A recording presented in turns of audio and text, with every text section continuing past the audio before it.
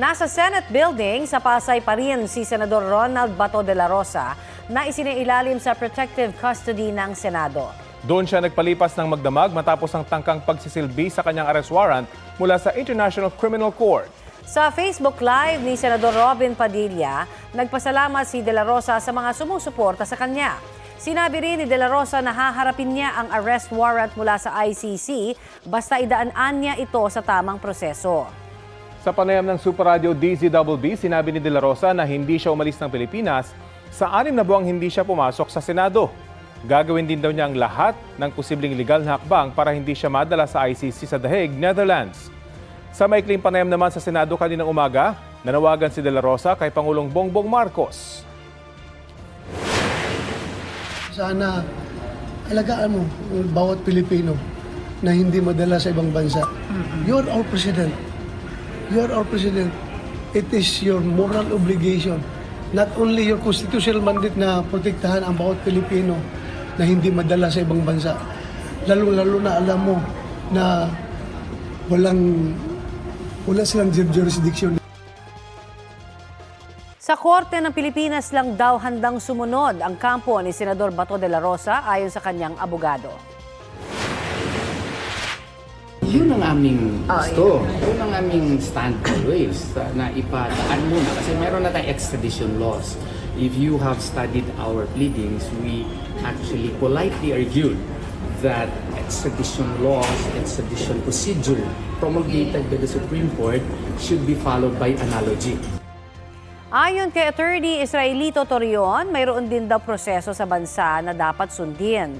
Sa ngayon, sa Senado raw mananatili ang senador. Pinaplansya pa raw nila ang mga plano at iba pang usapin. Inilabas ng Senado ang CCTV footage ng paghabol kay Senador Bato de la Rosa ng mga taga-NBI sa loob mismo ng Senado kahapon. Gate ni de la Rosa, harassment yon. Balitang hatid ni Mav Gonzalez. Sir, dinahanap na po ninyo. Sumusweldo. Hindi nagpapakita. Ngayon, papakita ko dito. Tinara ko naman yung guys. This is the Senate. Wala silang respeto sa institusyon ng Senado. Ganun ang NBI. It's a crime. This is the worst government.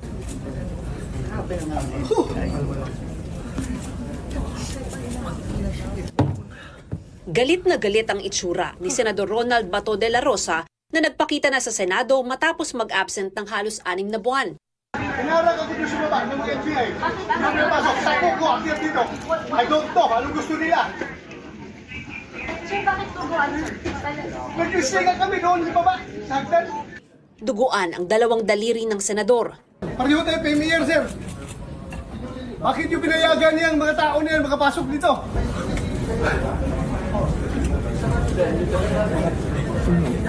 Kung ikaw ang senador, sir, ako ang sergeant at arms. Magpapakamatay ako para hindi ka magalaw dito sa institusyon na ito. Magpapakamatay ako para sa'yo. Gusto ni De La Rosa na paalisin ang mga tauhan ng NBI at si dating Senator Antonio Trillanes IV sa Senado. Senator Trillanes, as a former member of the Senate, is welcome in the Senate and will of course be given due courtesy unless he has He is part of the harassment, unless Mr. he is President. part of the harassment. So Kasama niya. Sabi ni bagong Senate President Alan Peter Cayetano, paaalisin ng NBI agents maliban sa mga umano'y nang haras kay Senator Bato para makwestiyon. Suportado ni Senator Tito Soto ang hiling ni Senator Bato. Ipinaalala naman ni Senator Rodante Marcoleta ang kanilang mga karapatan habang nasa loob ng Senado. Mr. President, the arrest cannot be executed inside the Senate, and the senator can seek judicial remedies while under Senate custody. Habang nakasuspende ang sesyon, sinuri ng mga senador ang kuha ng CCTV kung saan kita ang pagdating ni Senator Bato. Ipinapanood din ito sa plenaryo. Kita ang pagtakbo ng senador sa hallway kasama ang staff habang hinahabol ng NBI agents. Nasubsub pa siya paakyat ng hagdan. Pagpasok niya sa pinto, nakipaghatakan sa pinto ang mga taong gustong makapasok. Senator Bato will enjoy the protection of the law and the protection of the Senate in accordance with our rules and with Philippine laws.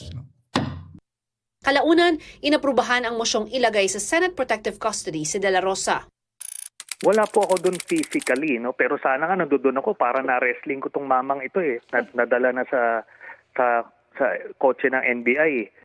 Sa isang panayam, sinabi ni De La Rosa nasa Metro Manila lang siya bago pumunta sa Senado. Nasa kalikasan daw siya nitong mga nakaraang buwan. Pero hindi niya sinagot kung nasa Davao siya. Papasok na raw siya sa Senado mula ngayon. Hindi raw muna niya iniisip ang sabpina na inihain sa kanya ng PNP-CIDG kaugnay ng investigasyon sa extrajudicial killings noong panahon na City Director siya ng Davao Police. Mga staff ng senador ang humarap sa mga taga-CIDG o Criminal Investigation and Detection Group para isilbi ang sabpina kay De La Rosa. Pinahaharap siya sa Huwebes, May 14 at kung hindi ay pwede siyang ipakontempt. Pero hindi nila pinirmahan ang sabpina dahil wala raw utos si Bato. Mav Gonzalez nagbabalita para sa GMA News. Si Senador Alan Peter Cayetano ang bagong Senate President matapos mapatalsik si Senador Tito Soto. 8 po sa mga senador na dating kasamahan ni Alan Cayetano sa minorya ang bumoto pabor sa kanya. Yan ay sina Senador Bato de la Rosa, Robin Padilla, Amy Marcos, Bongo, Chis Escudero, Jinggoy Estrada, Joel Villanueva at Rodante Marcoleta. Pati 4 na dating sumuporta kay Soto na sina Senador Loren Legarda, Mark at Camille Villar at Pia Cayetano. Ibinoto rin ni Soto si Alan Peter Cayetano bilang tradisyon sa Senado na hindi ibinoboto ang sarili. 8 kaalyado ni Soto sa dating majority ang bumoto muli sa kanya. Sila ay sina Senador Ping Lacson, Sherwin Gatchalian, Bam Aquino, Kiko Pangilinan, Risa Ontiveros, Rafi at Erwin Tulfo at Lito Lapid. Gayon din si Cayetano bilang tradisyon sa Senado na hindi ibinoboto ang sarili. Nag-abstain naman sina Senador J.V. Ejercito at Migs Zubiri.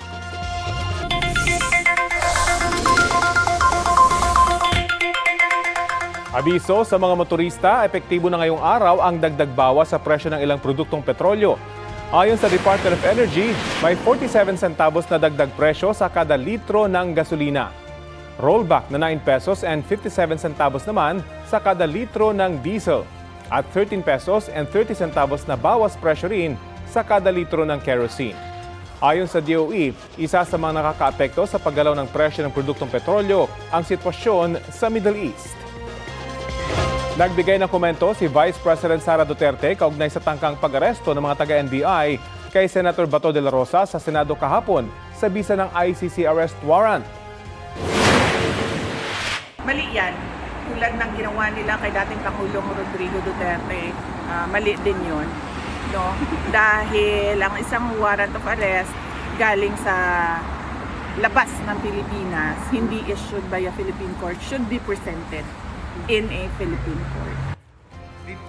Ipinunto ng bise na dapat dumaan sa lokal na korte ng Pilipinas sa mga arrest warrant mula sa banyagang korte. Si De La Rosa ay may arrest warrant mula sa ICC kaugnay sa kasong Crimes Against Humanity ni dating Pangulong Rodrigo Duterte. Kabilang si De La Rosa sa itinuturo umanong co-perpetrator sa war on drugs ng Administrasyong Duterte kung saan siya nagsilbing PNP chief. May reaksyon din ng bise kaugnay sa pagpapalit ng liderato sa Senado kung saan inihalal bilang bagong Senate President si Senator Alan Peter Cayetano na kilalang kalyado ng pamilya Duterte. Itinanggi ni Cayetano na may kinalaman sa impeachment ng bise ang pagpapalit ng liderato.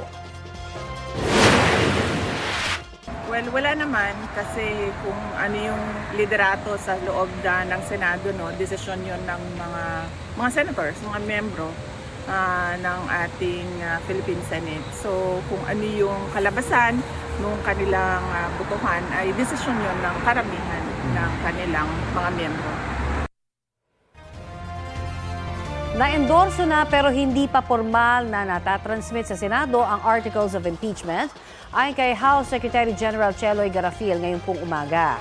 257 ang pumabor na ma-impeach si VP Duterte, higit sa kinakailangang 1/3 ng mga kongresista. Ang naging botohan sa plenaryo sa Balitang Hatid ni Tina Panganiban Perez.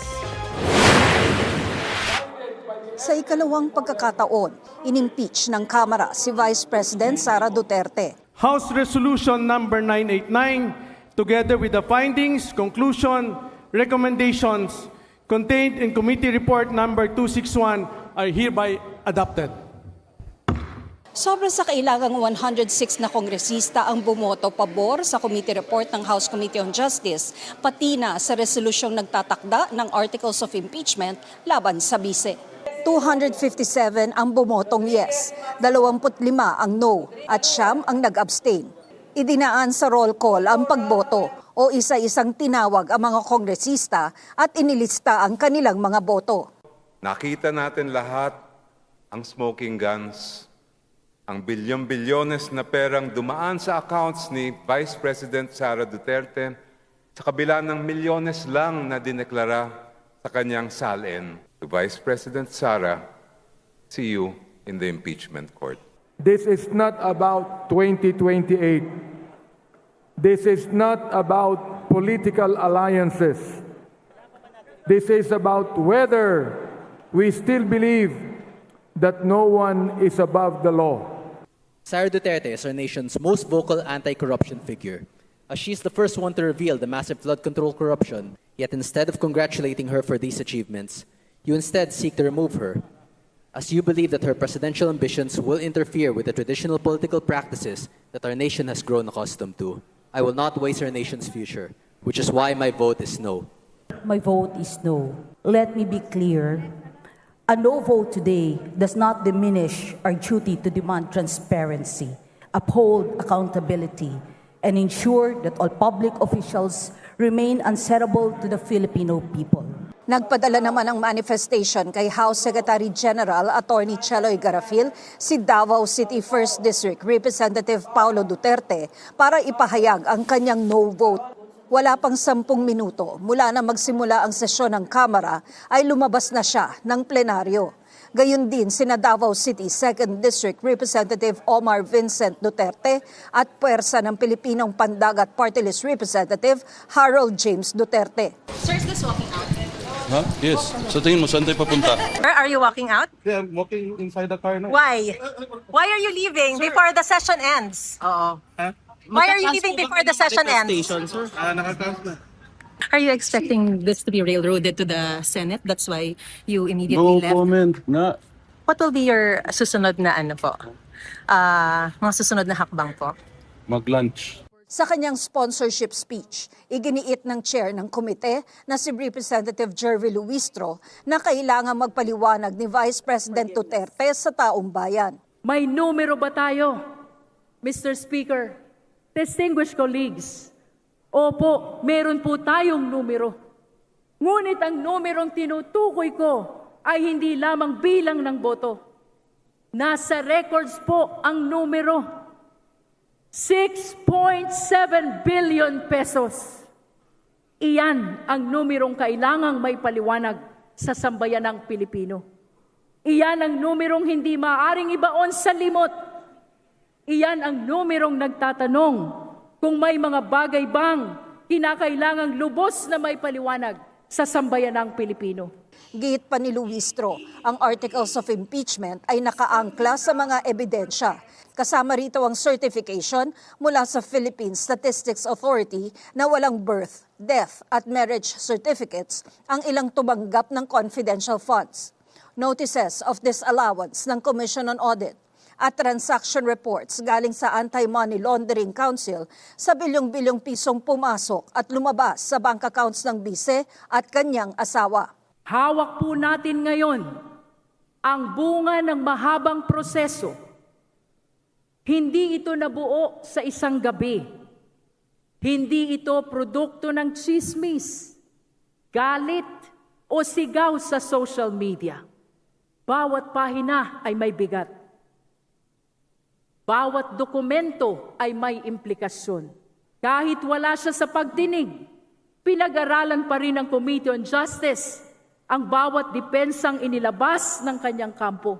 Bukod sa mga alegasyong pinansyal na kailangan daw sagutin, hindi rin daw pwedeng ipagsawalang bahala ang umano'y banta nito sa Pangulo. Kapag ang isang mataas na pinuno ng bansa ay nagsasalita tungkol sa pagpatay sa Pangulo ng Republika, tungkol sa pakikipag-usap umano sa isang assassin, at tungkol sa posibilidad ng karahasan laban sa pinuno ng Estado, hindi maaaring ipagkibit balikat iyon bilang simpleng bugso lamang ng emosyon o ordinaryong alitan sa politika.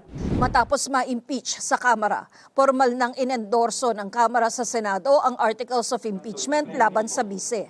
Ang defense team ng Bise, sinabing handa silang depensahan ang pangalawang Pangulo sa Senado na tatayong impeachment court, bagamat may mga nakabinbin pa silang petisyon sa Korte Suprema.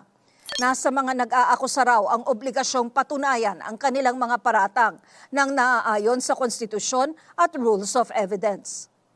Tina Panganiban Perez, nagbabalita para sa GMA News.